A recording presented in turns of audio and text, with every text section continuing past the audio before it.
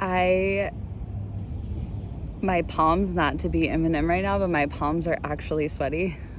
I just sent a text to a friend of like medium closeness, not close enough for the text that I sent.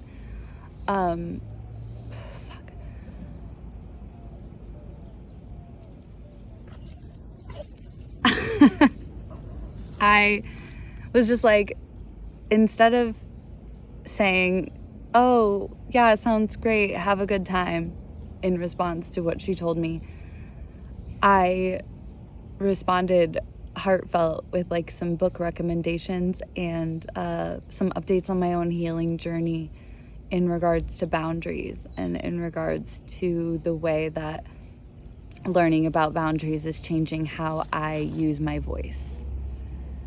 Essentially, by sharing that, I am hoping to share a bit about me for the intimacy of our friendship, but to also maybe encourage her to look within herself, right? That's like the beauty of being a yoga instructor, is whenever I open my mouth and I'm reflecting or I'm offering an intention for the class, the joke is that we're always speaking to ourselves. Like, whatever I'm going through is what I'm teaching about, and I'm processing it with everyone. And so instead of just, hi Louie, instead of just sending the fake text and then going in and talking to John about how I wish she would read this book or how helpful this could be, I just sent it to her. And I said, I hope this is not seen as an intrusion or an opinion about you.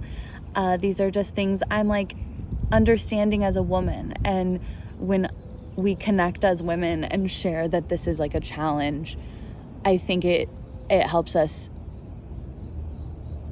feel A, less alone, which we know is huge, and then B, like almost worthy. One of my like teachers and healers, Dr. Kaylin O'Hara, says like, it's one thing to set the boundary, it's another to stand in it. I can say, this is my line, and then you go boop, and I fall right over. To learn the boundary, to set the boundary, to stand in it, that's power. And so I think that's what I'm trying to bring. That's what's coming through my awareness, and that's what I'm accidentally or on purpose inherently bringing into my friendships or my interactions with people. And what I have learned in teaching more like self-love based yoga in this last year is that like, man, you can play hip-hop songs in a yoga class and that's not controversial to a lot of people, but you start talking about radically loving yourself or setting a boundary, and there are people that will be like, I don't want to go to that class anymore. That's fine. And maybe that's what I'm going to see in friendships, right? I closed a door of a friendship because I didn't have the capacity for it. And there's a chance that by sharing what I think is relevant and helpful information, that will become unpopular and people will close the door on my friendship. And that has to be okay. I don't have to be for everyone, and everyone doesn't have to be for me. But if I feel like a soul connection to a person in my life, to another woman that I see is also on this journey, I look up to this person. She is a mentor to me in her career, in so many aspects of her life.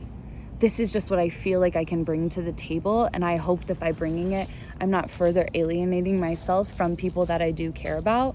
But if I am, at least I'm being honest rather than not sharing it with them and then talking about them behind their back. I don't have space in my life for things that I have to complain about or for spreading or maintaining any negative energy about anyone else within my space, etc. Like, I just want to be a space of love and okayness, and I want to find other places in this world that also feel like love and okayness.